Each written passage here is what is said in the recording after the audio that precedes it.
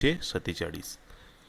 तर या या सिलॅबसचं सुद्धा विभाजन प्रामुख्याने 5 युनिटमध्ये करण्यात आलेलं आहे आणि प्रत्येक युनिटला 16 गुणांचं वेटेज आहे आणि 20 गुणांचं अंतर्गत मूल्यमापन हे आपल्याला याची कल्पना आहेच. तर सर्वप्रथम पहिलं प्रकरण पाहूया. तर पहिल्या प्रकरणामध्ये भारतामध्ये युरोपियन सत्तेचं आगमन कसं झालं. प्रामुख्याने पोर्तुगीज हे सर्वप्रथम भारतामध्ये आले, फ्रेंच, ब्रिटिश, डचसुद्धा भारतामध्ये आले. ही सुद्धा एक विदेशी सत्ता, युरोपियन सत्ता होती. तुम्हाला कल्पना असेल की वास्को दी गामा हा भारतामध्ये आलेला खलाशी, त्याने भारताच्या जलमार्गाचा शोध लावला. पोर्तुगीजांची वसाहत हे प्रामुख्याने गोव्या परिसरात होती.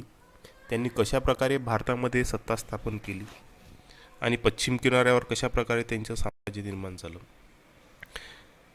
फ्रेंचांनी भारतामध्ये कुठला प्रदेश काबीज केला.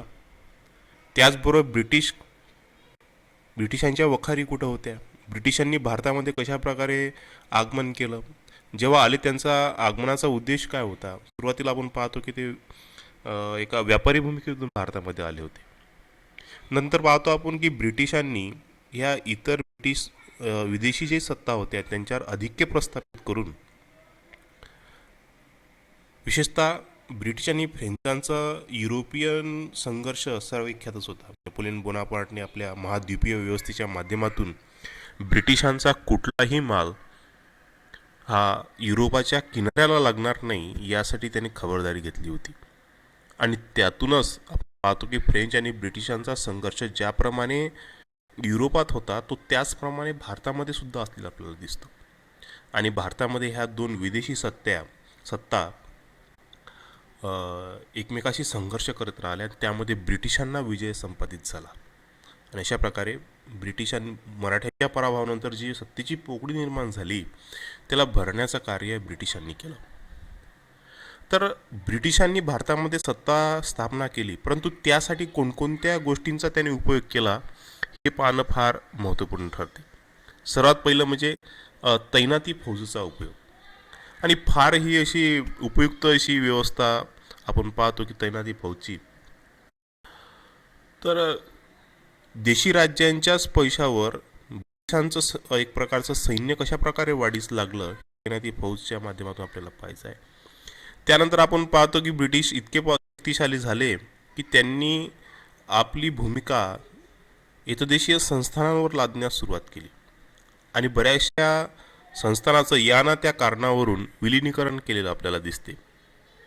ब्रिटिश सत्तेच्या स्थापनेनंतर भारतामध्ये कुठल्या प्रकारचे आर्थिक बदल झाले हे सुद्धा आपल्याला या प्रकरणांतर्गत पाहायचं आहे. त्यामध्ये जमीन महसूल पद्धती असेल, तुम्हाला असेल कायमधारा पद्धती, ज्यामध्ये निश्चित स्तर, ज्याला आपण परमनंट सेटलमेंटसुद्धा म्हणतो, एक निश्चित दर महसुलाचा निश्चित केलेला होता. त्याचबरोबर रयतवारी पद्धती, ज्यामध्ये शासन आणि जनतेमध्ये सरळ संबंध प्रस्थापित होता. महालवारी व्यवस्था, ज्यामध्ये एकंदरीत आपण पाहतो की एक मध्यस्थ नेमून ही व्यवस्था निर्माण करण्यात आलेली होती.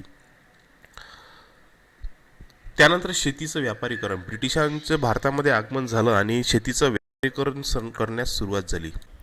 त्याचबरोबर ब्रिटिशांनी आपला माल भारतामध्ये खपवण्यासाठी भारतामध्ये असलेले जे कुटीर उद्योग होते ते सुद्धा देशोधडीला लावण्याचा प्रयत्न सुरू केला आणि त्यातूनच भारताच्या उद्योगांचं अनौद्योगिकरणाची प्रक्रिया सुरू झाली आणि भारतामधून मोठ्या प्रचंड प्रमाणात संपत्तीचं वहन हे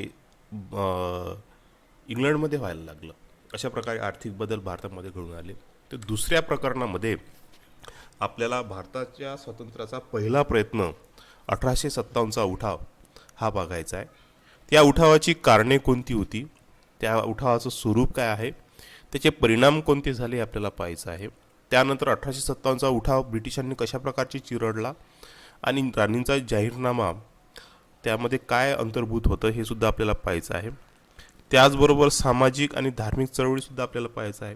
ब्रह्मो समाज, कशा प्रकारे सामाजिक जागरण निर्माण करण्यासाठी यांनी मोलाची भूमिका बजावली. हिंदू समाजामध्ये ज्या काही चुकीच्या परंपरा प्रथा होत्या त्या दूर करण्याचा प्रयत्न केला.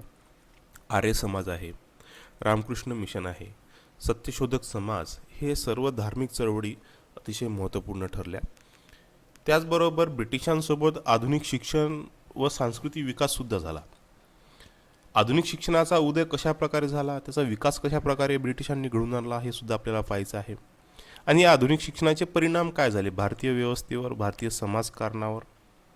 वृत्तपत्रांचा उदय, त्याचबरोबर रेल्वे आणि डाक कार्यालयांचा प्रभाव भारतीय व्यवस्थेवर कसा पडला आणि कशा प्रकारे भारतामध्ये राष्ट्रवाद उदयास आला, हे सुद्धा आपल्याला या दुसऱ्या प्रकरणामध्ये पाहायचं आहे.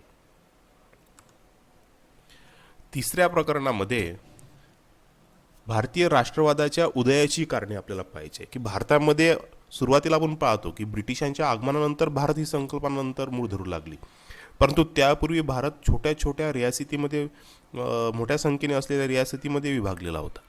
आणि म्हणून भारतामध्ये राष्ट्रवादाची भावना मूळ धरणे तेवढी सहज गोष्ट नव्हती. आणि म्हणूनच भारतामध्ये राष्ट्रवादाच्या उदयाची नेमकी कारणं कशी आहेत, हे आपल्याला या सदरांतर्गत पाहायचं आहे. तर यामध्ये ब्रिटिश व्यवस्थेने फार मोलाची भूमिका बजावलेली आहे.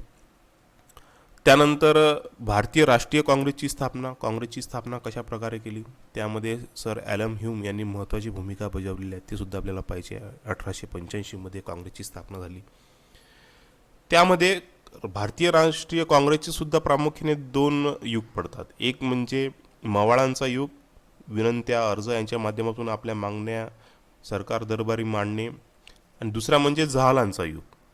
तर यामध्ये प्रामुख्याने आपण पाहतो की मावळवाद्यांची भूमिका काय होती, त्याचबरोबर जहालवादाच्या उदयाची कारणे काय होती. मावळवाद्यांना अपयश लाभल्यामुळे, मावळवादी अपयशी ठरल्यामुळे जहालवाद उदयास आला. त्याचबरोबर बंगालच्या विभाजनाचे कारणं काय होती, परिणाम काय घडून आले. त्याचबरोबर स्वदेशी व बहिष्काराची चळवळ याविषयी सुद्धा आपल्याला पाहायची आहे. त्यानंतर भारतीय राष्ट्रीय काँग्रेसचा हा झाला प्रारंभिक युग. नंतर आपल्याला पाहायचा आहे भारतीय राष्ट्रीय काँग्रेसचा उत्तर काळ. तर यामध्ये कशा प्रकारे जातीवादाचा उदय झाला भारतीय समाजव्यवस्थेमध्ये, मुस्लिम लीगची स्थापना कशा प्रकारे झाली, त्याचबरोबर लोकमान्य टिळकांनी आणि ॲनी बेझंट यांनी कशा प्रकारे होम रूलची चळवळ भारतामध्ये चालवली, याविषयी सुद्धा आपल्याला या प्रकरणामध्ये पाहायचे आहे. म्हणजे यामध्ये प्रामुख्याने आपल्याला राष्ट्रीय काँग्रेस, त्याचबरोबर टिळक युगाविषयीची माहिती आपल्याला यामध्ये पाहिजे आहे. असो, चौथ्या प्रकरणामध्ये नंतर आपल्याला महात्मा गांधी युगाविषयी पाहायचं आहे. प्रामुख्याने भारतीय इतिहासामध्ये एक टिळक युग आणि गांधी युग आपल्याला पाहायला मिळतं आधुनिक भारतामध्ये. तर महात्मा गांधी जेव्हा आफ्रिकेतून भारतामध्ये आले, तर त्यांच्या प्रारंभिक योजना काय होत्या. सत्याग्रह, अहिंसा, हरताळ, या आपण पाहतो की आयुधांचा त्यांनी उपयोग केला. त्यांचा प्रारंभिक संघर्ष जो आहे ते चंपारण्यातील जे नीळ उत्पादक शेतकरी होता, त्यांची जी पिळवणूक ब्रिटिश सरकारने सुरू केली होती, त्याच्या विरोधात होता. त्याचबरोबर अहमदाबाद येथील मिल मजूर संपामध्ये त्यांनी सहभाग घेतला. खेड सत्याग्रहामध्ये सुद्धा त्यांनी सहभाग घेतला. त्याचबरोबर रोलेक्ट ॲक्ट जो ब्रिटिशांनी पारित केला अन्यायकारक, त्याच्या विरोधात सुद्धा त्यांनी आवाज उठवला. जालियनवाला बाग हत्याकांड, जनरल डायरने जालियनवाला बाग हत्याकांड घडून आणले, त्याच्या विरोधात सुद्धा महात्मा गांधींनी कशा प्रकारची भूमिका घेतली आपल्याला पाहायचं आहे. त्याचबरोबर असहकार चळवळ, नॉन कॉपरेटिव्ह मुवमेंट, हे भारतीय इतिहासातील अतिशय महत्त्वाचं पर्व. या असहकार चळवळीचे कारण काय आहे, ते स्वरूप काय होतं, चे परिणाम काय झाले, ती अचानकच बंद का करावी लागली. त्याचबरोबर खिलाफत हा खलिफा शब्दापासून निर्माण झाला. प्रेषित मोहम्मद पैगंबर यांचे जे वंशज आहेत त्यांच्या प्रमुखाकडे खलिफा हे पद असायचं. आणि ते ब्रिटिशांनी युरोपमध्ये नष्ट झाल्यामुळे, प्रामुख्याने मध्य आशियामध्ये नष्ट झाल्यामुळे, त्याच्या विरोधात भारतामध्ये सुद्धा राळ उठली आणि खिलाफत चळवळ सुरू झाली. त्याचबरोबर सविनय कायदेभंगाची चळवळ सुरू झाली. त्याची कारणे काय होती, ही चळवळ का प्रारंभल्या गेली, तिचे परिणाम काय घडून आले, आणि यातूनच गांधी आयर्विन करार कशा प्रकारे झाला.